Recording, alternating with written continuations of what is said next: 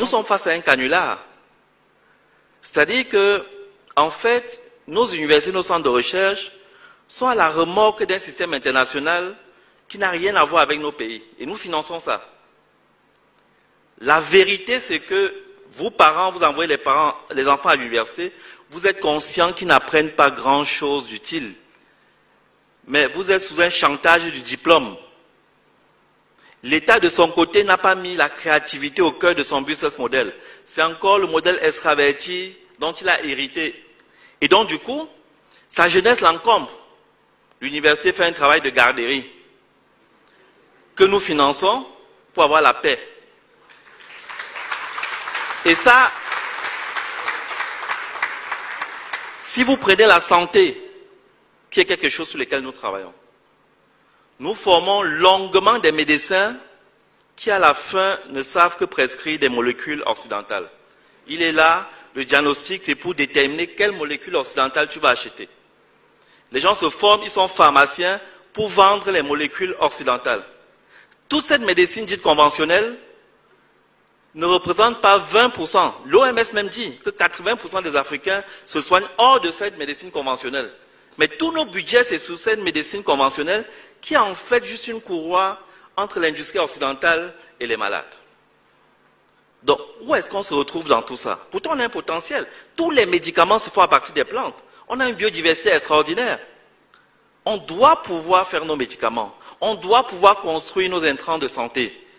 Qui peut faire la couverture maladie universelle en important tout? Ce n'est pas possible. Nos plantes ont des vertus et on le sait. On dit qu'il faut transformer localement. On prend le cas du bois, par exemple. Mais le bois, rien que les écorces du bois, par leur valeur thérapeutique, peuvent nous rapporter 20 fois plus que la bille de bois que nous importons. C'est-à-dire, si on enlevait seulement les écorces pour exploiter médicalement, la valeur marchande dépasserait la valeur des billes de bois. Mais on n'est même pas dans ce schéma. Donc, et le fond du problème, c'est notre imaginaire. Avant même de regarder les côtés pratiques, techniques, de qu'il n'y a pas de lycée technique et tout ça, ça commence par l'imaginaire. C'est là où on est vaincu. Mon entreprise fabrique des équipements. Et c'est très remarquable. Chaque fois que je vais à une exposition, je présente par exemple un distributeur automatique de boissons. Dès que les gens rentrent, ils voient le distributeur, je fais la démo. La première réaction, c'est « les Blancs sont forts ». Je lui dis « mais c'est écrit dessus « Made in Africa ». Il dit « ah bon, donc vous assemblez ?»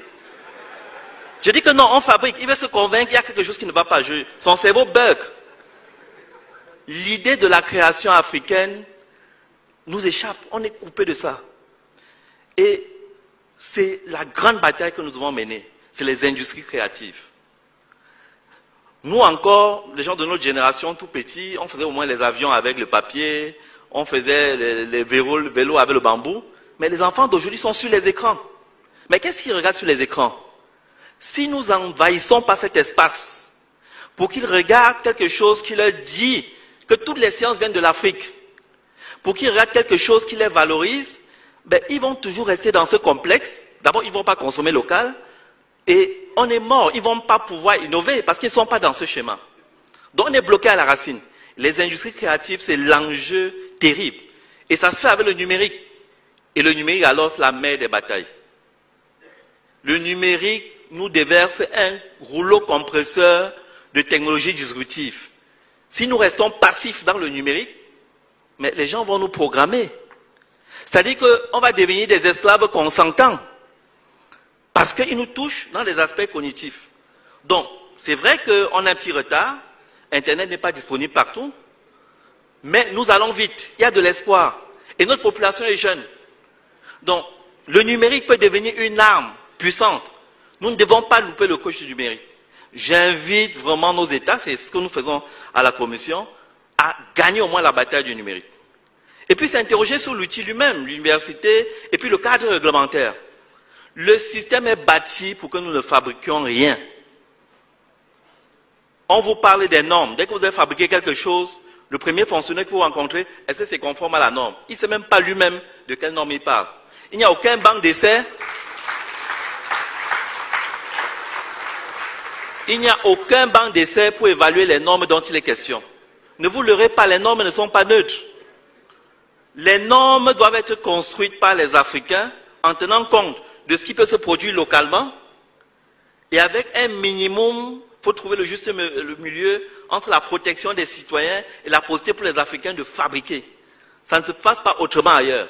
Et puis on va faire évoluer les normes au fur et à mesure. Et puis la préférence nationale. Mais les autres la font bien. Chez nous on dit made in Togo, made in ceci. Mais après, tout fonctionnaire peut commander ce qui est importé sans problème. Ça ne marche pas comme ça. Les Blancs nous ont bien amenés à faire les études d'impact environnemental. Parce que leur problème c'est l'environnement.